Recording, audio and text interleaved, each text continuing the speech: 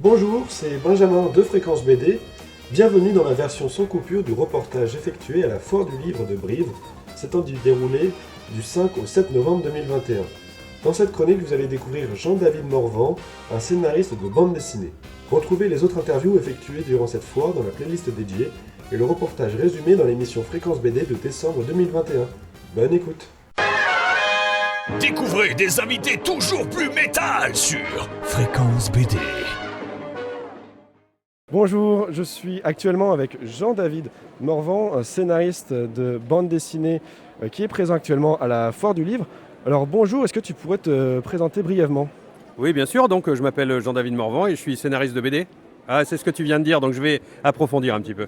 Je fais de la bande dessinée depuis finalement, j'ai sorti mon premier album en 93. Donc ça fait longtemps. Maintenant, j'ai dû, je sais pas parce que je compte pas, mais j'ai dû publier un peu plus de 250 albums. Et je suis venu à la Foire de Brive surtout pour dédicacer Madeleine Résistante, qui est un album qui vient de sortir en août, que je fais avec une dame qui a 97 ans et qui est une ancienne résistante, évidemment.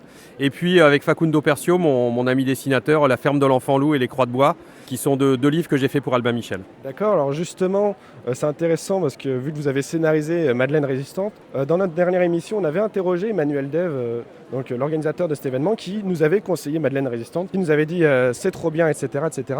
Mais alors justement, quel est un peu qu'est-ce qui vous attire, quel est le style qui vous attire et quelles sont vos méthodes de travail pour écrire une bande dessinée ? En fait, tout ce qui m'attire, c'est vraiment très varié. Je pense que c'est pour ça que j'ai fait autant de livres et autant de livres différents. J'ai vraiment fait dans tous les genres. Et là, pour Madeleine, c'est vraiment particulier parce que ça naît d'une rencontre. J'ai fait cette bande dessinée qui s'appelle Irena, qui raconte l'histoire d'une dame qui a sauvé 2500 enfants du ghetto de Varsovie. Et j'étais très frustré de ne pas l'avoir rencontrée parce qu'elle est morte en 2008. Et un jour, j'ai vu Madeleine Riffaut à la télé dans un documentaire qui s'appelle Résistante, justement au pluriel. Et en fait, je me suis dit, cette dame, c'est ma dernière chance de rencontrer des témoins de cette période. Donc, j'ai réussi à la contacter. Et puis, finalement, on a fait la bande dessinée ensemble. On est devenus vraiment amis. Ça fait 4 ans, mais j'étais encore chez elle il y a 2 jours. Il y a 2 nuits, on a passé la nuit à parler du Vietnam, de l'Algérie. Donc là, c'est vraiment une méthode très particulière parce que c'est vraiment devenu ma meilleure amie, Madeleine. Donc, on est vraiment très, très proches. Donc, raconter sa vie, c'est vraiment très particulier par rapport à ce que je fais d'habitude. Mais ma technique de bande dessinée est toujours à peu près la même, c'est-à-dire j'essaye de me mettre à la place du lecteur, de raconter des choses que moi j'ai apprises et qui me semblent pourraient intéresser les gens, et de les émouvoir et de les faire tressaillir, et de faire, en tout cas au premier degré, une bande dessinée d'aventure, et avec à l'intérieur des choses plus profondes qu'on peut voir ou qu'on peut ne pas voir. C'est-à-dire si on veut s'arrêter à lire l'aventure, c'est déjà bien, mais on peut aller plus profond, réfléchir, apprendre des choses. Voilà, ça c'est vraiment ma méthode. Alors d'accord, concernant la bande dessinée, c'est un média qui passe essentiellement par le dessin, car c'est à ça qu'on reconnaît une bande dessinée à la base, mais vu que vous êtes scénariste, comment c'est justement d'être un peu derrière les rideaux de la bande dessinée, car quand on va penser une BD, on ne va pas penser au scénariste, on va surtout penser au dessin. Mais moi, ça me va très bien parce que moi, ce que j'aime dans la bande dessinée, ce sont les dessinateurs. Mais il faut savoir que le dessinateur de BD n'est pas juste un dessinateur. C'est pas juste quelqu'un qui dessine, c'est quelqu'un qui raconte mon histoire avec des images. Et donc moi, tout ce qui me passionne, c'est de raconter mon histoire en texte à un dessinateur qui va la transférer en images. Et donc, une fois que la partie la plus intéressante de ce travail, c'est le storyboard, c'est-à-dire quand j'ai donné mon texte au dessinateur et qu'il commence à le transcrire en images, qu'on voit la taille des cases, les expressions sur les visages, à tel endroit on met ça et met ça. Et c'est ce travail-là qui, moi, me passionne le plus. Et c'est pour ça que j'aime travailler avec des dessinateurs différents, parce que chacun a sa propre manière de raconter. Après, s'il y a des choses que je ne comprends pas moi-même dans le storyboard, on va le corriger ou travailler ensemble à le rendre mieux. Mais c'est ça, moi, qui me passionne, c'est voir le dessinateur s'approprier mon histoire. D'accord, donc d'une certaine manière, vous êtes un peu le chef d'orchestre d'une BD et qui voit l'œuvre se faire réaliser par le dessinateur et se l'approprier.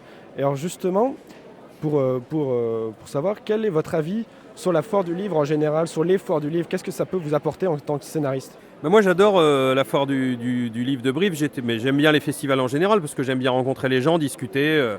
Ça, c'est vraiment bien. J'y viens pas pour vendre mes BD, j'ai pas besoin, j'ai de la chance. Les BD se vendent bien en librairie, donc ça va. Mais je suis content de venir voir les gens. Ça, c'est vraiment formidable.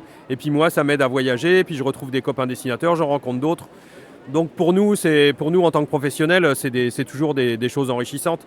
Il y a pas mal de projets d'ailleurs qui naissent dans les festivals parce qu'on rencontre des autres auteurs avec qui on se dit un jour on ferait bien un truc ensemble, donc c'est toujours motivant. D'accord. Et enfin, pour finir, quel conseil vous donneriez à une personne qui souhaite se lancer dans la bande dessinée, peu importe que ce soit auteur, scénariste, etc. En fait, je pense que le plus important quand on veut faire de la bande dessinée, c'est d'avoir une bonne conscience de son niveau.